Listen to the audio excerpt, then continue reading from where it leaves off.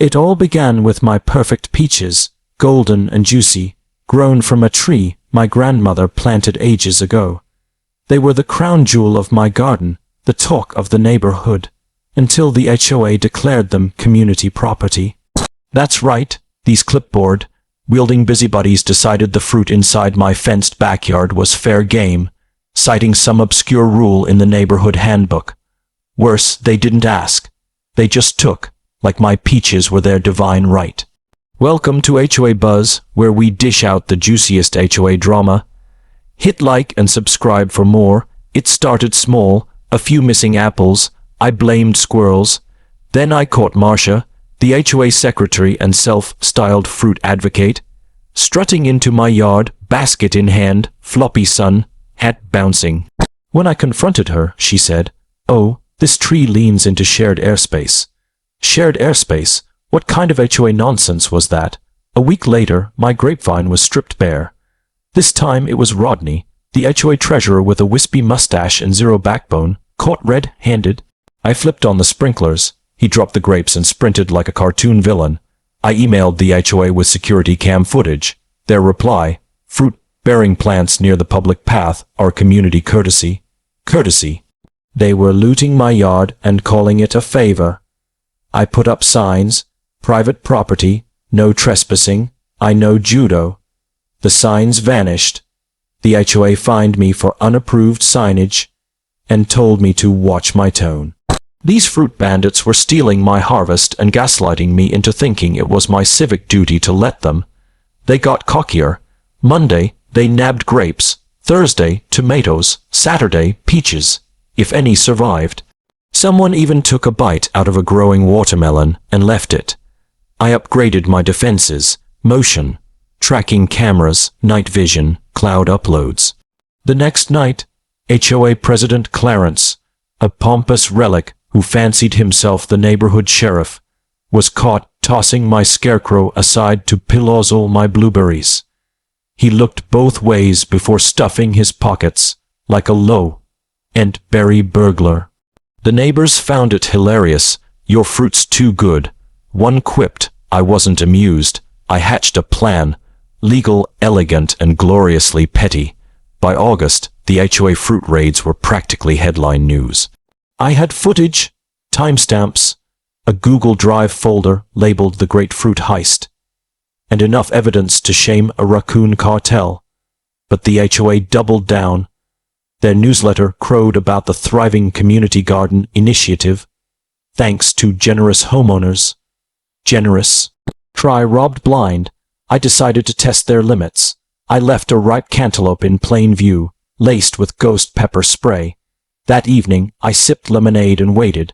Sure enough, Rodney slunk in, bit into the cantaloupe, and unleashed a wail like a ban, she with a toothache. The footage of him sprinting to his car, drooling and shrieking, was saved as Rodney's pepper panic. MP4. He had the gall to complain about toxic public fruit. At the next HOA meeting, Karen, the HOA queen with a hairbun tighter than her grip on power, opened with her usual smugness. "Let's discuss boundary cooperation," she said, glaring at me. I fired back, "Let's talk about the boundaries you keep ignoring." Cue a 10-minute shouting match. Clarence slammed his gavel, yelling, "The bylaws are clear." Oh, I'd read the bylaws 84 pages of drivel. Page 73, subsection C. HOA claims don't extend past community. Maintained landscaping. My fenced garden. Untouchable. They've been bluffing. Karen didn't back down. "We're considering a citation for your aggressive fencing." She snapped. "Your zucchini are hostile." Hostile zucchini? I nearly laughed. Things escalated. A note appeared in my mailbox. "Move to a farm if you don't want to share." No signature, just entitlement. Then my gate was left open, and my dog escaped. A neighbor found him chasing a possum 3 blocks away. That was the last straw. I printed photos of every fruit thief, labeled them wanted, produced pirates, and taped them to my fence. They tore them down. I put up more. It was a war of wills, a saga of spite. But they wouldn't stop, so I planned my masterpiece. I bought solar floodlights, a motion-activated foghorn, and a surplus siren. I layered decoy cameras in the trees and upgraded my real security system with infrared alerts. My yard was Fort Knox. Then came the crown jewel, an electric fence kit from a farm supply store. Legal, low voltage, animal, safe, but enough to humble an HOA busybody. I wove thin wires through decorative lattice, invisible at night. I tested it, BZZT, a satisfying jolt. I added a hidden GoPro for maximum humiliation capture. Then I baited the trap, ripe peaches, low, hanging, irresistible. That night, I set up my living room like a war room. Camera feeds on the TV, popcorn ready. At 10:42 p.m., the HOA goon squad arrived. Karen led, tote bag in hand, face sour as ever. Clarence waddled behind with a flashlight, and Rodney wore gloves, thinking he'd outsmarted me. Karen whispered, "Let's be quick. He's probably asleep, drooling to reruns." Nope. I was wide awake, grinning. They crept toward the decoy fruit, plastic apples coated in bug spray. Clarence stepped back, brushed the fence, BZ's, E's, E.T. He yelped like he'd been tasered, tripped over a shovel, and face-planted in the mint patch. Karen, startled, stepped back. BZZZT, she screamed, fell onto Clarence, and they thrashed in a pile of herbs. Rodney, panicking, ran into the fence. BZZZT, he howled, stumbled into the compost bin, and flailed like a fish. Karen slipped, crashed into the tomato trellis, and gasped like she'd been shot. The floodlights blazed, the siren wailed, and the speaker boomed, "Smile, you're trespassing, and the internet's watching."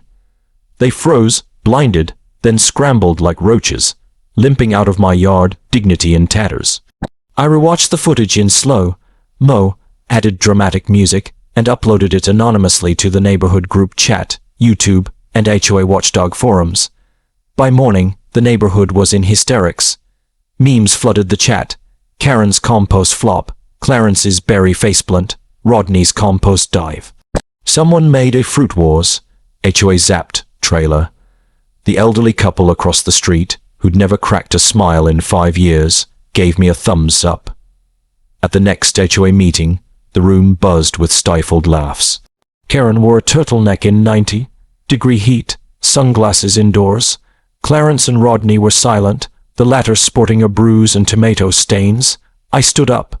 Is my garden still shared, or have we dropped that fantasy? Crickets. I added, my security footage has 50,000 views and counting. Just want to credit the stars. Silence, wheat, shame-soaked silence. HOA members started resigning. The group chat exploded with popcorn emojis. Someone suggested renaming the newsletter The Weekly Zap. I was invited to speak at the block party about home security and HOA overreach.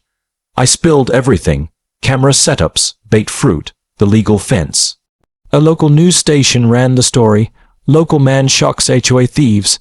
My subscriber count skyrocketed. Someone offered an electric fence sponsorship. I took a free grill instead. Karen vanish. Rumor was she moved to a quieter suburb. Clarence skipped meetings. Rodney became a meme, sporting sunglasses in public.